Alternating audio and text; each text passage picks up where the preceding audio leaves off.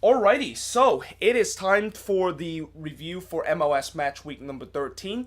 And then after I finish this review, I'm going to be doing the preview for MLS Matchweek number 14 midweek action, which there is going to be 5 games that's going to be happening in the midweek. But in terms of this week, well, if you are a Western Conference team, this is a great week for you because all but 2 Western Conference teams from this week were able to get all 3 points.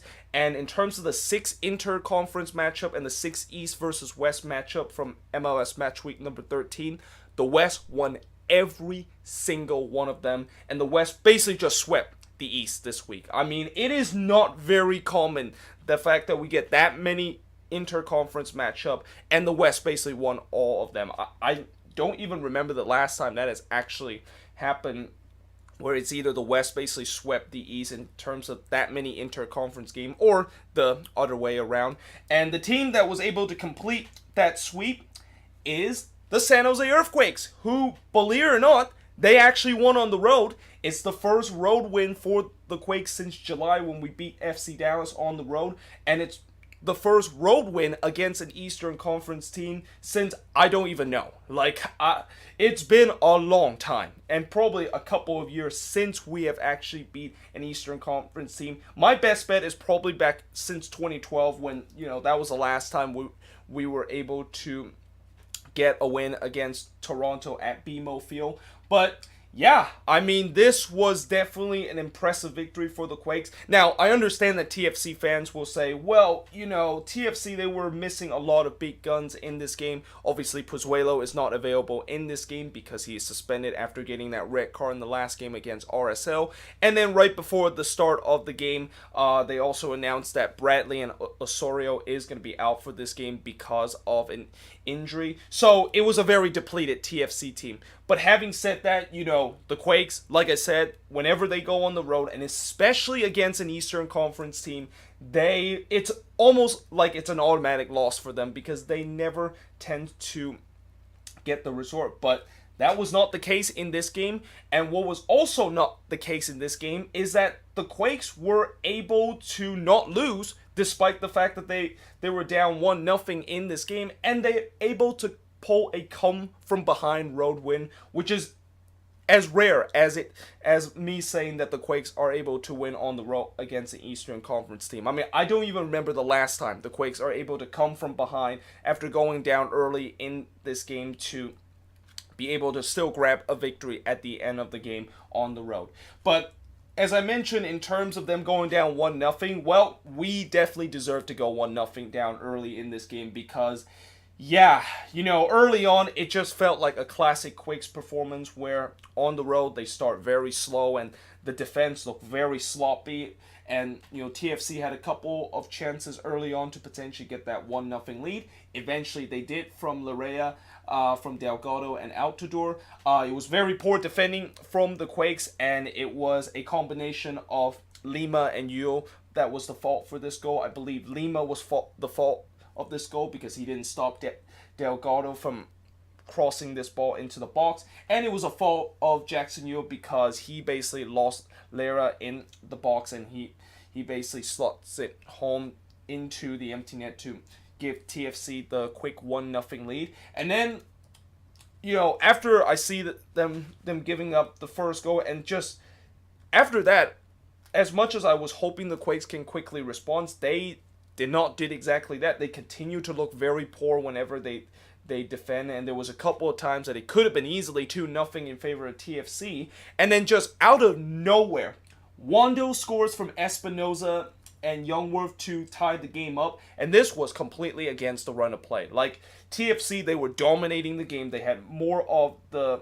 clear-cut chances, but out of nowhere, Wando basically just put one away, and it was a great cross from Espinoza, and Wando obviously doing his thing of being a poacher and able to just slots it home. I mean, this goal is just a classic kind of Wando goal. So at that point it was 1-1, and then late in the first half, and just as we were about to head to the halftime whistle, Espinoza actually had a chance to make it 2-1, and it was just an absolute sitter that he missed from 4 yards out. And I understand that sometimes you see players, they miss a sitter from that because, usually players, when they're at that spot, they don't expect to get wide open like that, and they kind of lose their cool a little bit. And I think that was the case in that situation with Espinoza. But having said that, he should have put that one away, and we probably should have been 2-1 up at halftime. But knowing how sloppy we were in the first half, I was happy the fact that we were heading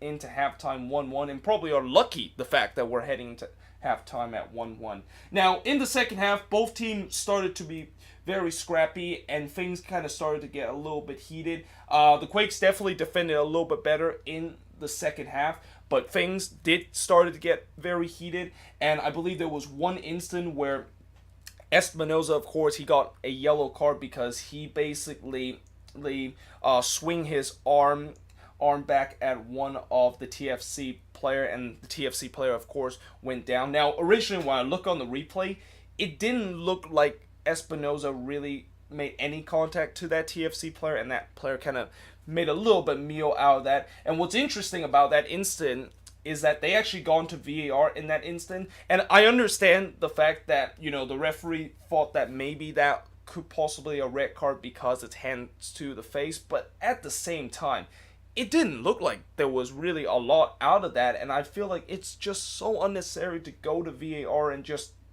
to check to make sure if it's a foul or not, or if it's a red card. But the good news is, after the referee looked at VAR, he said that it's still gonna just be a yellow card for Espinoza. The bad news is, with that yellow card, Espinoza has accumulated too many yellow cards, which means that he will miss the next game against DC United, which is a huge loss for the Quakes. I mean, after this game and the performance that he has against the Quakes, and besides Wando, which, Wando eventually got that second goal and got that go-ahead goal and that winning goal in the 81st minute from Espinoza. Espinoza was pretty much everywhere, and he was pretty much our only attacking piece. And you have seen so far this season, whenever Espinoza is not in this team, the attack does get very stale. And an example of that is that New England game where we did not have Espinoza, and the attack just looked slow and kind of just run out of ideas. So that's going to be a huge loss for us. And like I said, Wando, of course, give the Quakes a 2-1 lead, and at that point it was kind of a very even game. It was still anybody's game and certainly up for grabs, and the Quakes, one of the rare times on the road, were able to grab that opportunity in a very even game when Wando, of course, scored from Espinoza. And then after that, there was a very nervy ending where the Quakes was just holding on for dear life. TFC was just kind of throwing man forward. There was a couple of times that TFC could have got the equalizer, but the Quakes hold on in this game and got their first victory on the road since July of last season. In terms of the shots in this game, TFC had 13 shots compared to 10 that the Quakes had. Both teams had 3 shots on goal. Both teams had 6 shots off target, and TFC had 4 shots that was blocked compared to 1 that the Quakes had.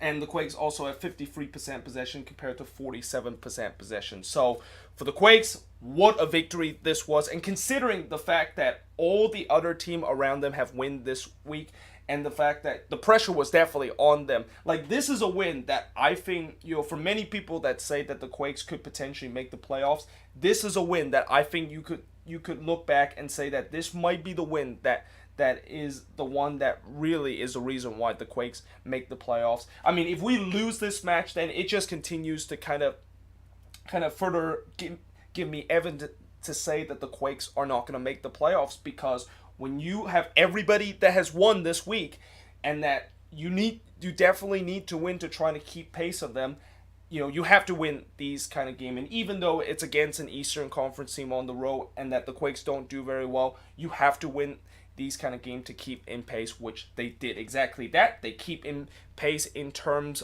of trying to get above the red line. I believe they're only 1 point behind FC Dallas in that spot, and I think they also have 1 game in hand over FC Dallas. So technically, if you count points per game sake, the Quakes are actually above the red line right now. But yeah, it's an impressive victory for the Quakes. And as for TFC, again, I understand it was a very depleted team, but this is a game that you would think that you should have won. And that this is a great opportunity against a Quakes team that, yes, they have definitely been better in these last couple of months, but this is a team that historically have not done well on the road. And to be one of the rare teams to able to sub defeat against the Quakes on the road, that is kind of embarrassing, and also further just shows you how TFC is just going through a downward spiral right now. And again, the defending from them in this game was just absolutely god awful. Like this goal by both of the goal by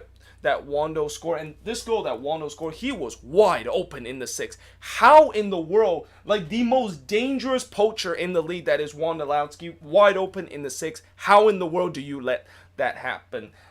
So yeah, TFC, they got to fix that defense, and just they better hope that they can ride this out until the summer, where not only they need attacking kind of backup, but they absolutely need some defensive presence in the summer transfer window too. But that being said, let's move on into the next game, which is Orlando. Well, this game pretty much just sums up Orlando City's season. And I said in the preview where, yes, I know that Orlando City was very impressive and finally were able to take away their chances against FC Cincinnati. But so far this season, whenever I see that happen, the very next game, they basically just could not put the ball into the back of the net. And even though they have so many chances in games, they just could not put the ball into the back of the net. And this was exactly the case again. In the first half, Jonathan Dos Santos scores an absolute golazo to make it 1-0 in favor of the Galaxy. And after that, pretty much the Galaxy, they kind of just sat back and hope that they can maybe hold on to this 1-0 lead. And in the second half, Orlando basically just took over. Like, it was a one-sided affair with Orlando City, wave after wave, in terms of attacking that Galaxy team. But again, like I said before, they just could not put the ball into the back of the net despite how many shots and chances that they have, which, again, it's been the story of the season for Orlando City. And, in terms of the shots in this game, Orlando City had 19 shots compared to 4 that the Galaxy had, 7 shots on goal compared to 1 that the Galaxy has, 9 shots off target compared to 3 that the Galaxy had, 3 shots that was blocked compared to none that the Galaxy had, and Orlando City had 57% possession compared to 43% possession that the Galaxy had. And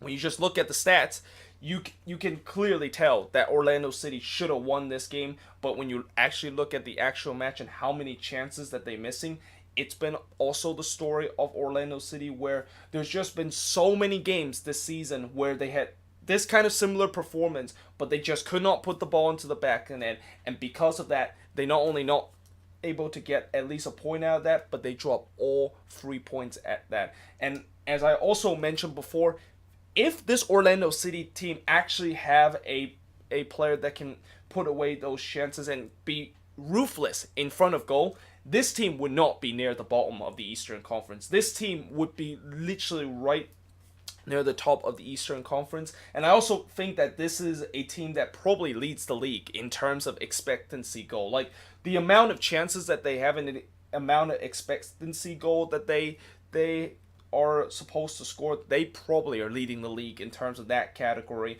But still, the reason why I usually never brings up expectancy goal in terms of doing these previews and review is they don't really matter. Like, it's just an imaginary number that say, well, we were expected to get this amount of goal, but at the end of the day, the scoreboard and what it says on the board doesn't set that.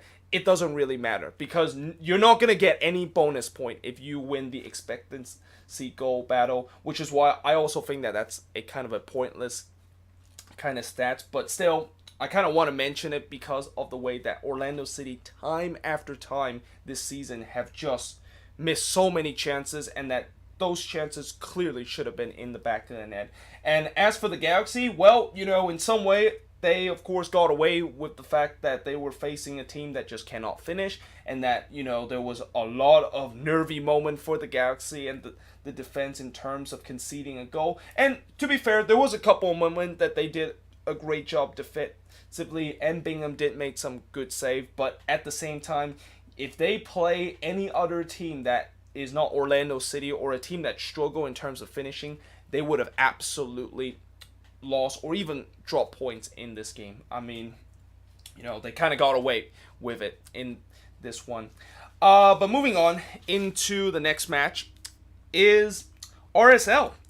And how about RSL? They have now won 3 in a row, and what is it with RSL in terms of scoring banging goal? Like, it seemed like every single goal that they score, it's just an absolute golazo, and you do know that you do not get bonus points for scoring an amazing goal. I mean, you might get recognition for goal of the week, which I believe the 2 goals that RSL score in this game could easily be goal of the week kind of candidate, and I believe last week they actually won the goal of the week from both of Salcedo. But yeah, I mean, this team, they're just having a knack lately in terms of scoring amazing goal. And that all started in the first half where both of Salcedo scores from Rusnak. And remember, I talked about last week of how that was an absolute golazo. Well, this week it was basically another absolute golazo and almost a carbon copy of last week's goal. I mean, the one that he basically was able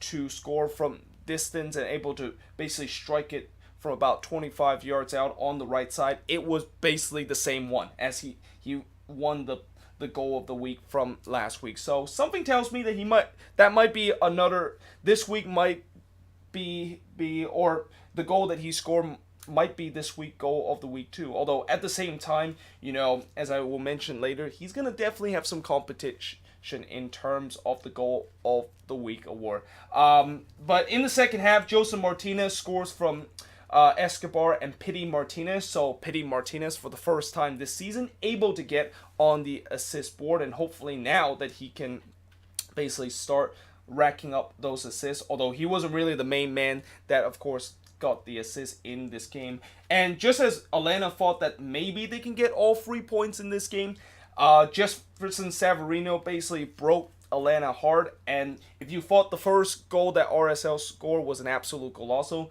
this one was even more impressive. I mean, Savarino basically was kind of just like, as the clock was kind of winding down and RSL was still kind of dribble around, and even the announcer said that just take a shot, and Savarino basically did that. He took a shot from about 30 yards out, and that one ends up into the back of the net. And Luis, of course, was the player that assisted that goal. And yeah, I mean, RSL, they are just, like, every time they score a goal, they got to make sure that it has to be an absolute banging goal, or else it's just kind of a meaningless kind of goal, which I have no problem with that. I mean, if you're a fan of a team that score just absolute bang goal every single week, that must be a very entertaining team to watch.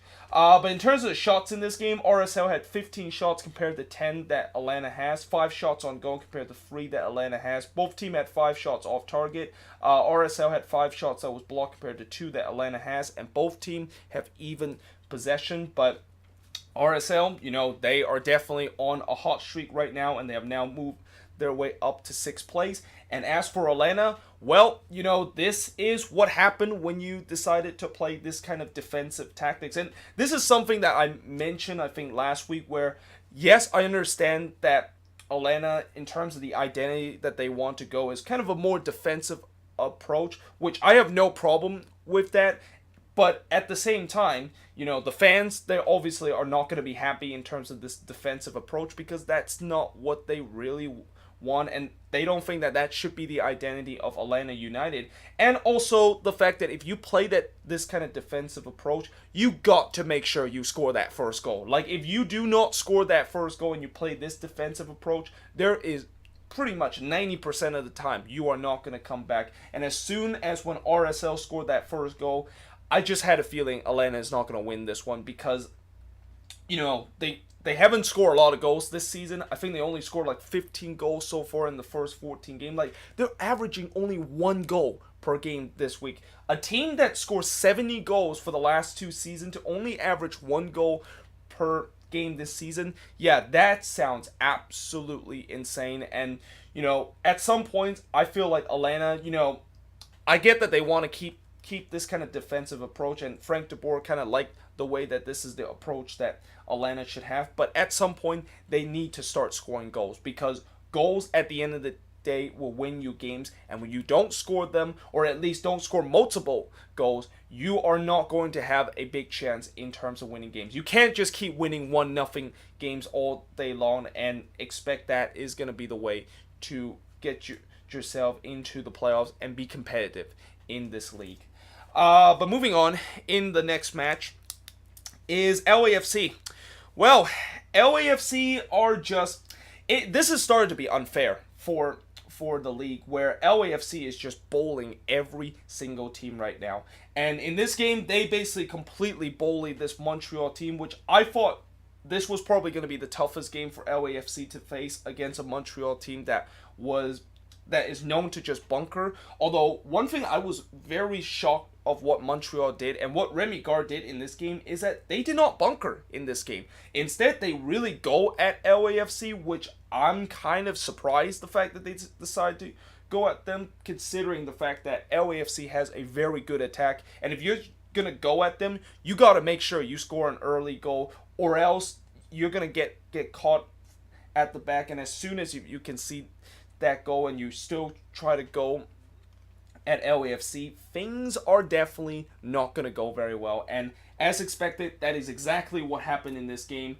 And in the first half, 7 minutes into this game, Ramirez, of course, scores the first goal for LAFC. But this was an absolute gift that Evan Bush basically gave to Ramirez. Well, technically, when Bush was trying to clear that one away, Ramirez basically kind of blocked that clearance, and that ball, of course, ended up into the back of the net. And in some way, it's a little bit unfortunate that Bush, of course, got blocked by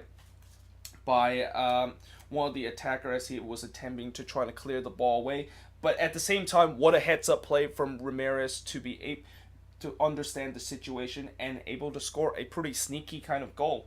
And then 21 minutes later, Carlos Vela scores his 15 goals from Atuesta, because, a game without Vela goal is just as rare as it gets this season for LAFC. I mean, it seemed like he just always tends to find his way in terms of the goal scoring chart, and no matter how much opponents try to stop Vela in every single game, he always find a way to score a goal and find a way to find his goal scoring chart. And like I said, that is his 15th MLS goal, which he is still now on point of breaking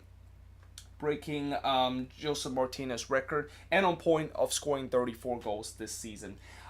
Then Blessing scored his first goal from Rossi and Vela. And in the second half, Blackman scores his first ever goal in MLS from Carlos Vela. This one came off of a corner where Blackman was basically able to head it in. And then after that, LAFC really started to took the foot off the gas. And I think at this point, when it was 4-0, I was really fearing for Montreal that this is going to be something similar to what happened earlier in the season when they got smacked 7-1 against Sporting KC. But fortunately for them, LAFC decided to kind of took off the foot off the gas a little bit early, and that's when they kind of started to get a little bit sloppy out of the back and started to concede consolation goal. The first consolation goal that they conceded was actually an own goal by Eddie Segura to make it 4-1 in favor of LAFC. Then Taidier, of course, scores on a penalty. It was a sloppy penalty to give up from LAFC, and of course Taidier, of course, put that one away. I'm surprised that Piatti actually wasn't taking this penalty, because I know that he usually is the penalty kick taker, and he was available, and he actually played his first 90 minutes game in this one since the beginning of the season. But unfortunately, Montreal, their comeback kind of fell short, and that was as close as Montreal would get in this game, as LAFC absolutely steamrolled their opponent again. And in terms of shots in this game, 17 shots compared to 10 that Montreal has, 10 shots on goal compared to 7 that Montreal has, 4 shots that was off target compared to 3 that Montreal has, 3 shots that was blocked compared to none that Montreal has, and 57% possession that LAFC has compared to 43% that Montreal has. So for LAFC, yeah, there's really not much more to say other than the fact that we know that you are the top team of MLS, and that no one is even came close to the fact that that that they are anywhere close to being where the level that LAFC is, and they right now, as of now, they're definitely the clear favorites in terms of winning MLS Cup. And as for Montreal, it's a frustrating loss for them, although at the same time, I guess, if you're going to lose to LAFC, and at least late in the game, you, of course, did score a couple of goals and score a couple of consolation that maybe can help your confidence heading into the next game. I think they can definitely take a positive from that. And there's no shame in terms of losing to LAFC, a team that basically have steamrolled pretty much everybody so far this season. Although, as I mentioned in the beginning when I talked about this game, I was very surprised that they did not decide to bunker and decided to kind of go at LAFC, which, it was a big gamble that Remy Gard decided to do, but unfortunately, it backed off in this game, and LAFC was able to get this dominant win.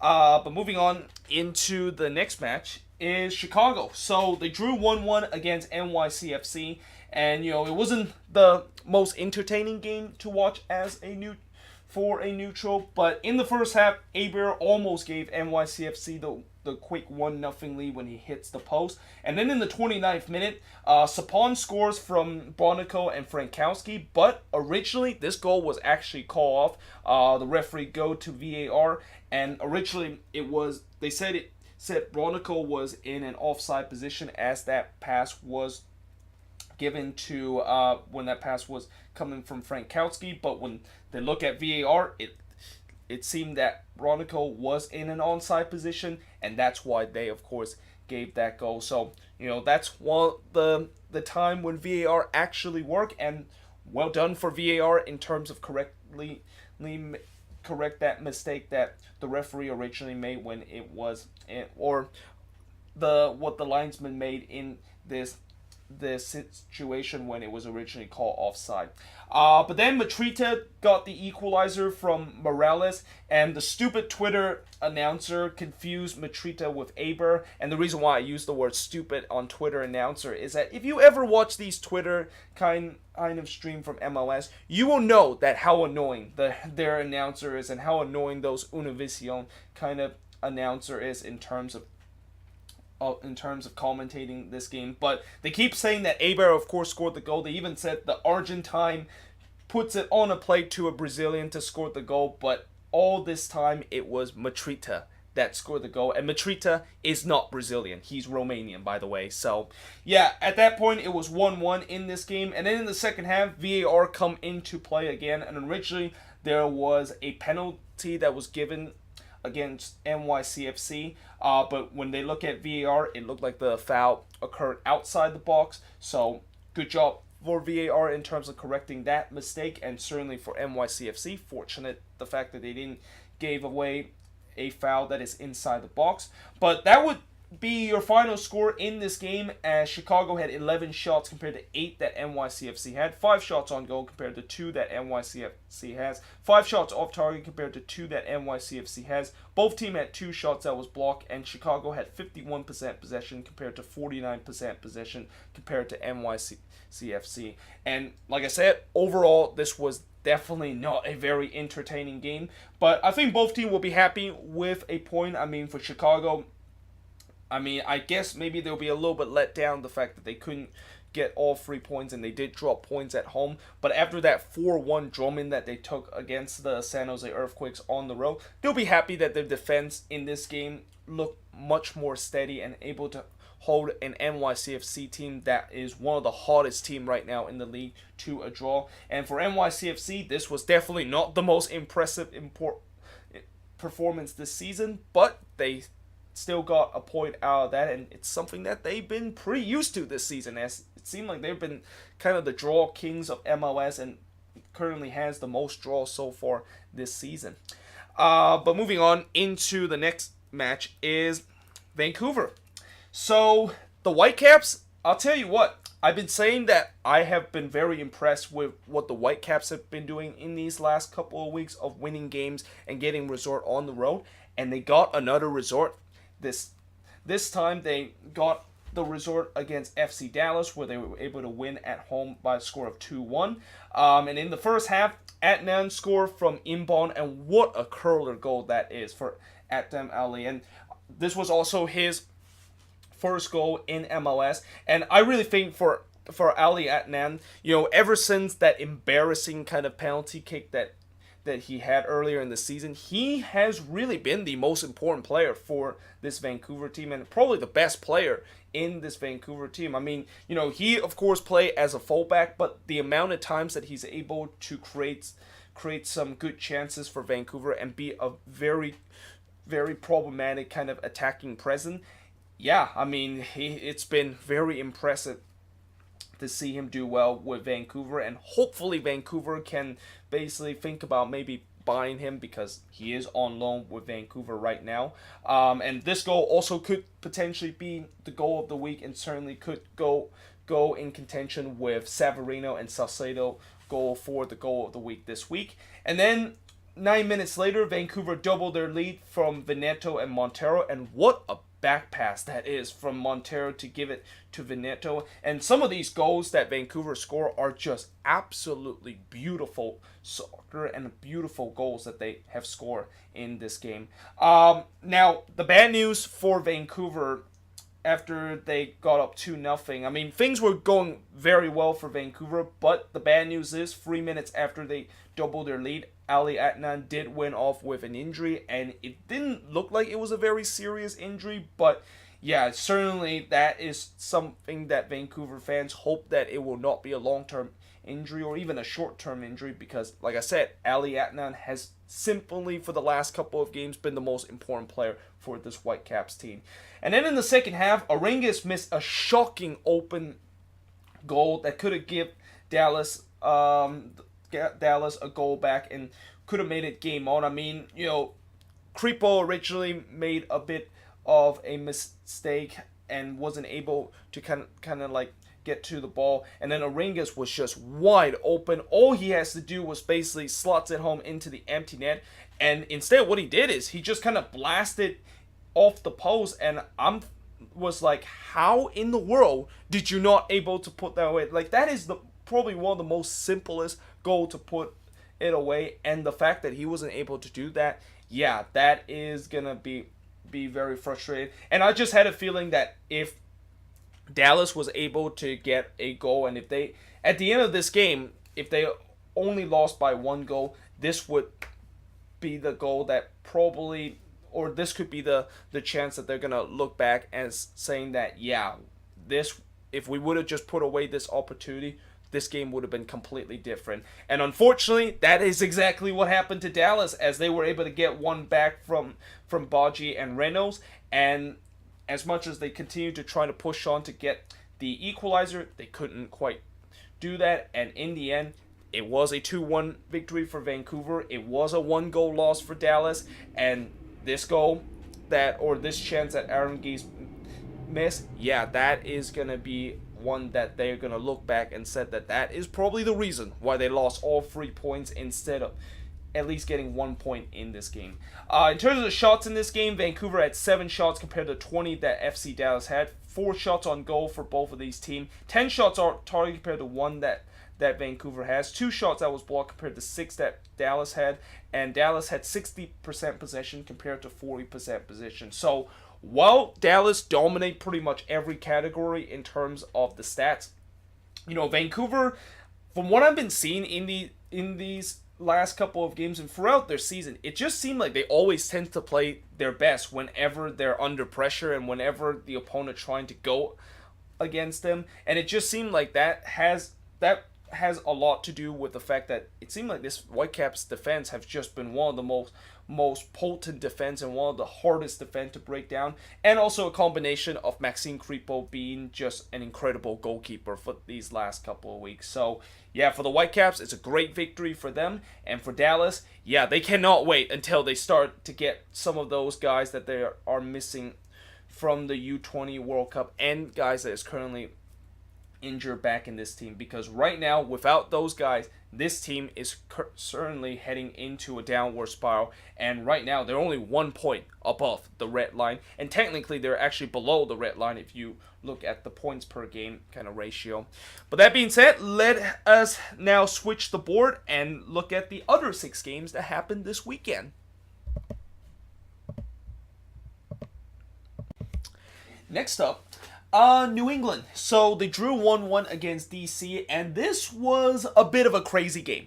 Not so much in the first half, where there wasn't really much happening in the first half, but the second half is where the crazy thing kind of happened.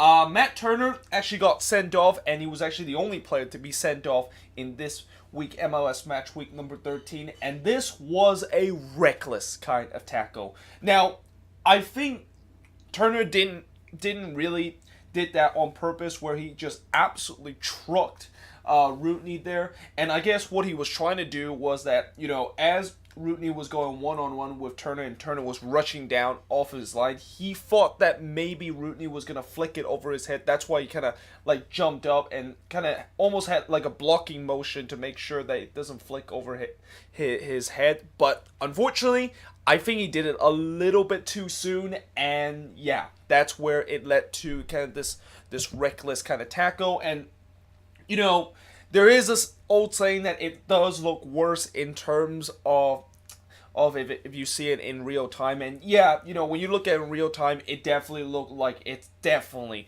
a red card. And when you look at it in slow motion, maybe, but still, I think that was definitely deemed as a red card because it was such a reckless play. And I like how on the MLS website they said that it's a denial of goal scored opportunity, the reason why that's a red card. Yeah, I'm pretty sure it was more has to do with the fact that this was just a reckless kind of challenge and more kind of like a violent conduct than a denial of goal score opportunity. But yeah, Turner of course got sent off, but surprisingly New England actually took the lead in this game. Agudelo scores from Pineda to give New England a 1-0 lead, and it looked like New England was maybe going to hold on to this lead, but in the 90th minute, Rootney of course scores on a penalty, and this was a bit of a controversial penalty, and New England fans were kind of up in arms in terms of this penalty call because of the fact that, when the ball was striking off of Brandon Spy's hand,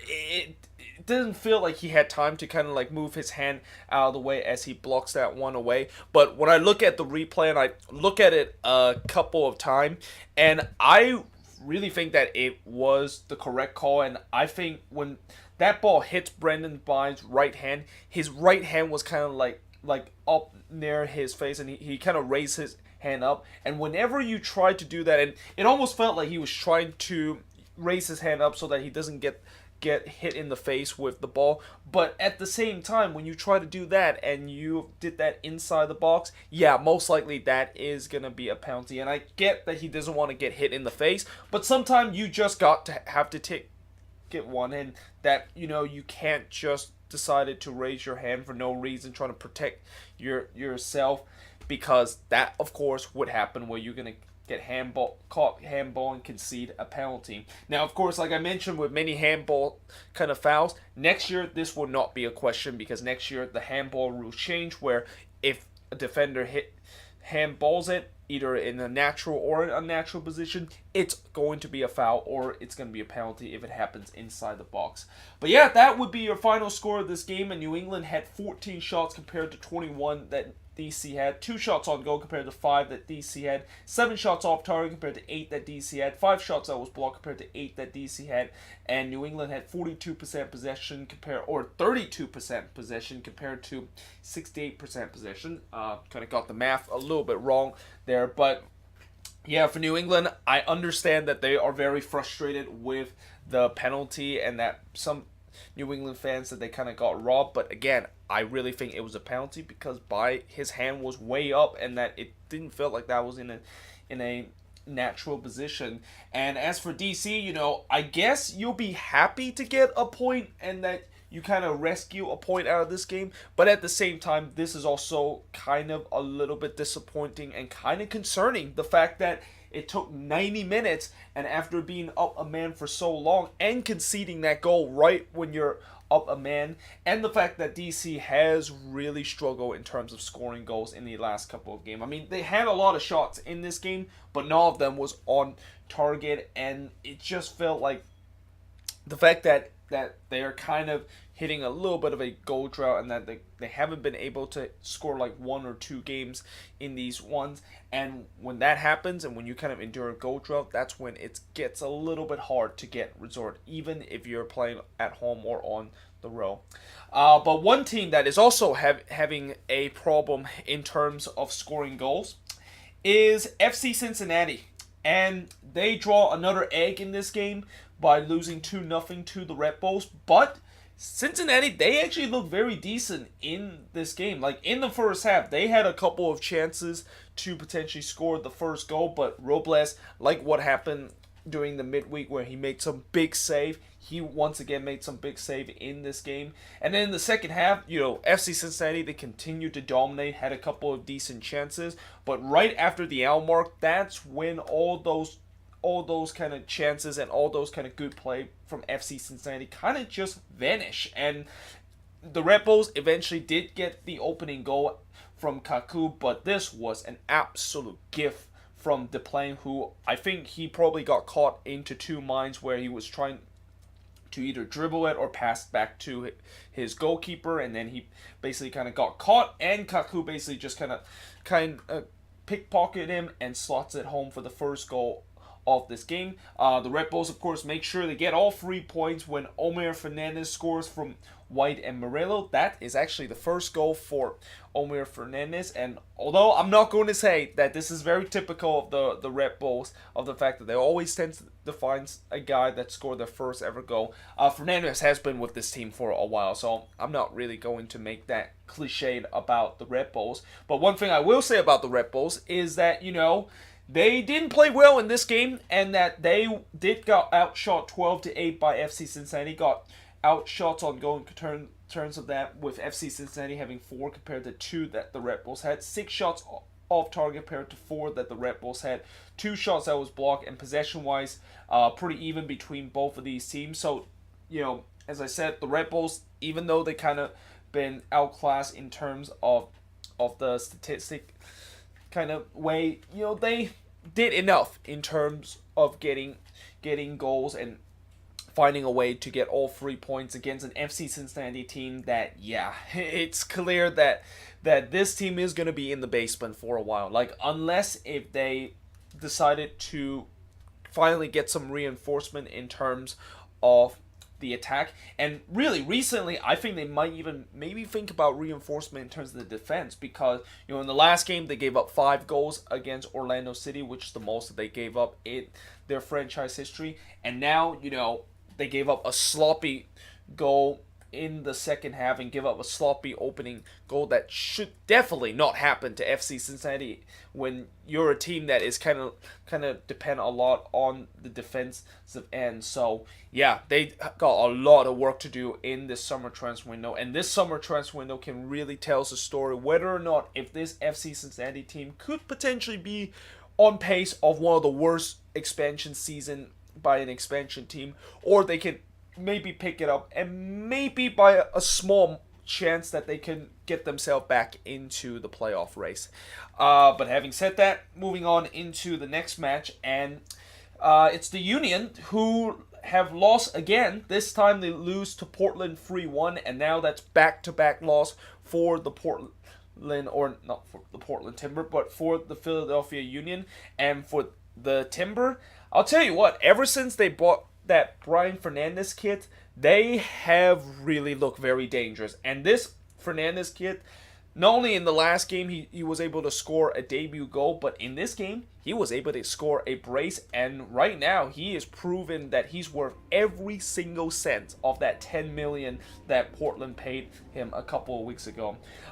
In the first half, in the 31st minute, as I mentioned, with Fernandez scoring another goal from Polo, it was a good delivery from Polo that Fernandez was able to slot at home.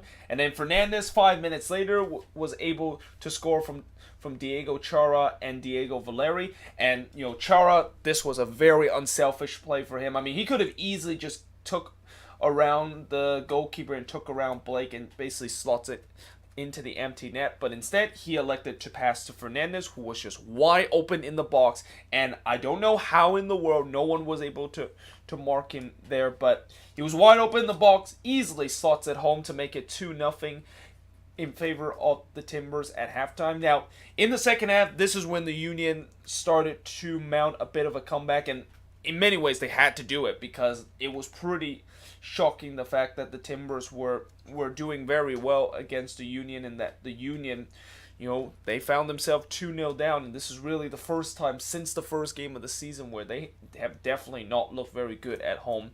But they eventually did get a goal back from Szyboko, from Pico, and Wagner. Then Szyboko had a chance to get the equalizer, and just like I mentioned in that Vancouver and Dallas game where Arangues had a shocking miss, had an empty net to shoot at. All he had to do was just tap it in, but instead he puts it off the post.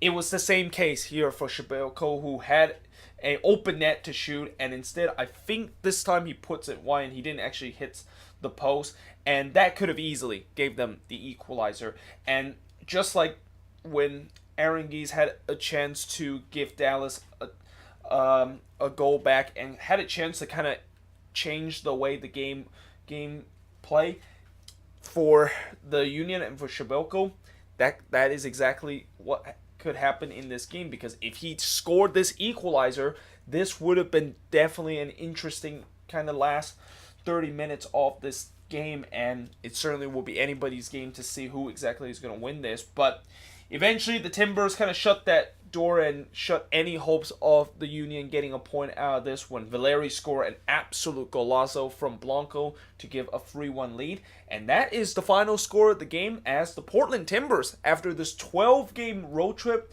has able to come out of the Union and come out of this 12-game road trip on a high.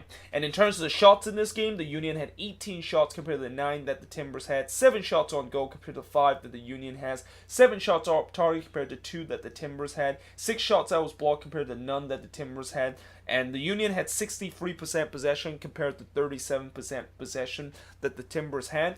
But like the last game, where the Union really kind of struggled in terms of finishing, it was the case once again in this one where they just could not quite find the clinical finish and couldn't quite put in more than the one goal that they scored in this game. But as for the Timber, like I said, this has just been an impressive road trip for them, and really this impressive road trip was all because of what happened in the back end of the 12-game road trip. A lot of people don't remember this team for the first 7 games were like bury and pretty much just anchor down near the bottom of the Western Conference. But ever since they started to get some win and get that Fernandez kid, this team has certainly rise up. And although they are currently 10th in the standing, and you would think that, well, they're still nowhere near where you would expect them to potentially get near like the playoff line so they have a chance in the back end of the season to go on a run.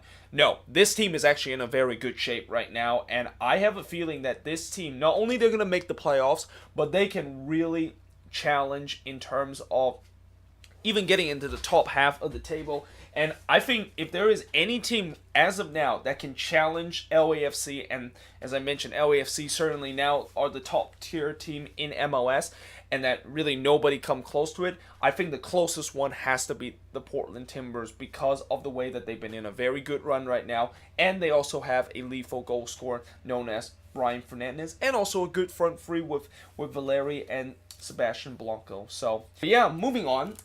Minnesota. So, they got a 1-0 win against Houston, again at home, and this, of course, remains their unbeaten run at their new stadium, Allianz Field. But in many ways, like past Minnesota resort where they've been able to either get a win or a draw, it was definitely not pretty. And in many ways, this game, they kind of had to rely on a bit of fortune because the only goal that they scored in this game from Metnier and Gregus was a very strange goal. And that Metnier, I'm pretty sure he meant to cross this one more than actually shot this one. I mean, I know some people say that it should have It looked like he actually was meant to shoot that one rather than just cross. But when you look at the motion, it was clear that he was going to try to whip this one into the box. But it took a wicked deflection off of Bonet Garcia, and somehow, in some way, it was able to... With that wicked deflection, it was somehow able to find the top left corner. Joe Willis tried to save that, but he, of course, got caught in no man's land and was unable to kind of save that one away. And really, that was the only goal of this game, as both teams had chances to score in the first half and also in the second half. And it's also worth noting that Albert Verlies did not play in this game. Of course, he suffered that injury in the last game for Houston, and that he wasn't able to play in this game. And it is pretty clear that while Houston in the last game was able to get a victory, despite the fact that Elise didn't spend majority of the time playing in that game, this game, I think it kind of caught up where if they don't have Elise, they can't really be as potent on the attack as they would be if Elise was on this team. But in terms of the shots in this game, both teams had 15 shots in this game, 4 shots on goal compared to 3 that Houston has, 8 shots off target compared to 9 that Houston had. Both teams had 3 shots that was blocked, and Houston had 58% possession compared to 42% possession that Minnesota has. So, for Houston, it's a frustrating loss, and, maybe it's a little bit of a missed opportunity to prove to the league that, we can still do it on the road, and that even though many people say that the only reason why Houston is in the top spot is because they have a lot of home games and they've been playing a lot of easy team at home. We can still prove to you that we can do it on the road, which unfortunately they weren't able to do. But like I said, it's worth noting that Albert Verlies was not available in this game. And when you take your best player out of a game, yeah, obviously you're going to have these kind of game where the attack just does not function as well as if you have your best player in that team. And as for Minnesota, while it's a good victory for them, and while I'm sure Loons fan will be happy with all 3 points at home, I think maybe there's need to start to be a little bit concerning the fact that they kind of have been in some way grinding out and kind of just barely getting over the line to get all 3 points. I mean, in these last couple of games, they have only scored like 1 goal, and they're kind of like endure a little bit of a goal drought. And as I mentioned with Atlanta's situation, like Minnesota in some way, they're kind of like Atlanta where they're just going to play like a 1-0, kind of being I wouldn't say as defensive as Atlanta, because Minnesota, at least they can create some chances, but they have had a lot of these 1-0 games, and while it's good to win 1-0 in some of those games, you cannot expect that that's going to continue and that you can just win 1-0 game every single week.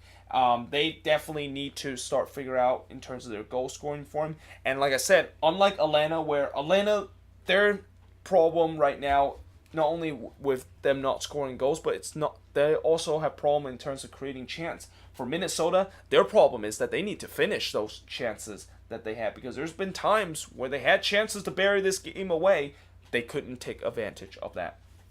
But moving on to the last 2 games of this weekend is Colorado. How about the Rapids?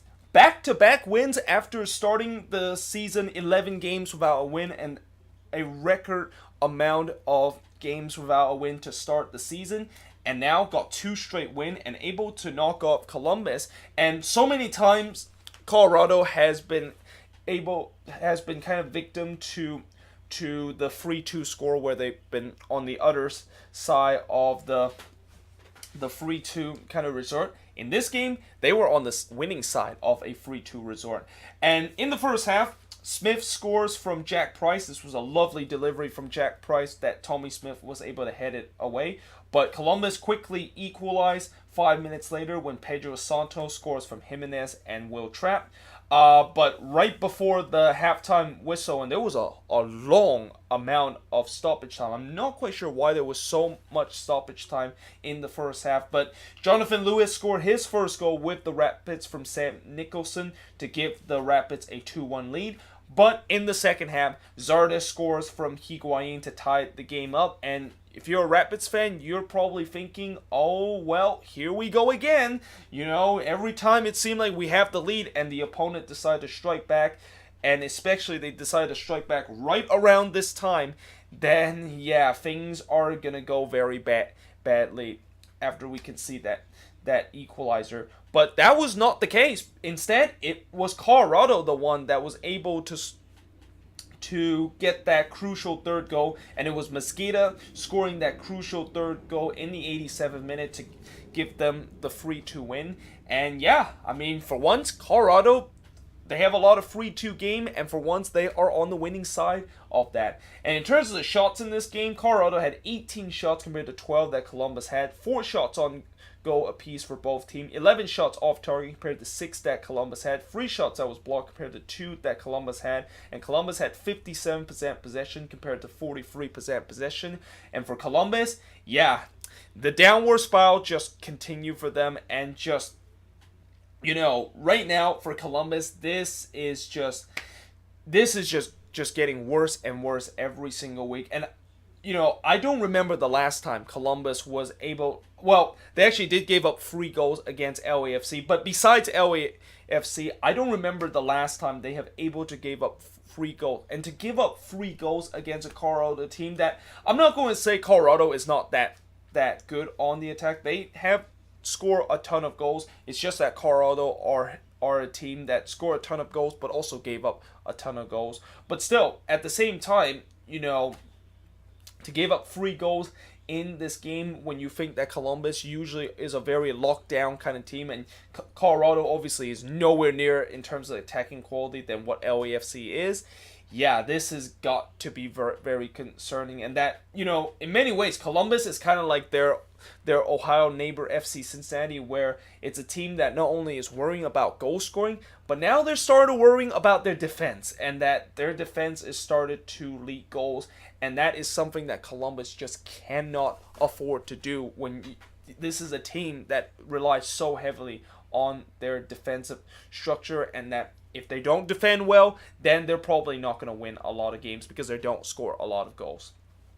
But finally, moving on into the other Sunday game. There was 2 Sunday games this week, but one of them I already mentioned in the beginning of this video. But moving on into the final game, and there's an old saying that I always save the best for last. Well, this was really the best for last in terms of the last game that I'm going to be reviewing, where this was really the best game of the week. And there was a feeling that this is going to be a good game, considering the fact that, you know, well, Sporting KC and Seattle, both of these teams, you know, one team is kind of depleted and the other is kind of, you know, they've been on a good run, but they need to start to trying to get a couple of wins before the Gold Cup begins and Copa America begins, where they're going to get completely stripped down by all those international team, all those players that is going to be joining their international team.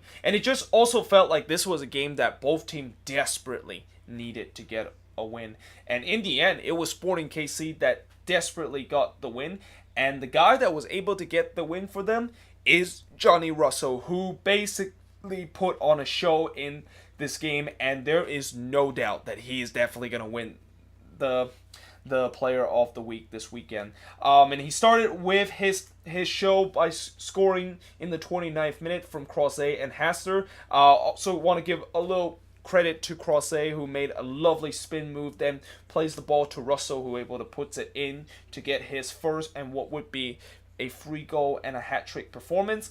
And then right before halftime, Russell scores again, this time from Ilie Sanchez, to give Sporting KC a 2-0 lead. Now, Seattle eventually did start to respond when Rui Diaz scores from Leerdown and Ship. But then 5 minutes later, Russell completes his hat-trick from Rowe and Croisset.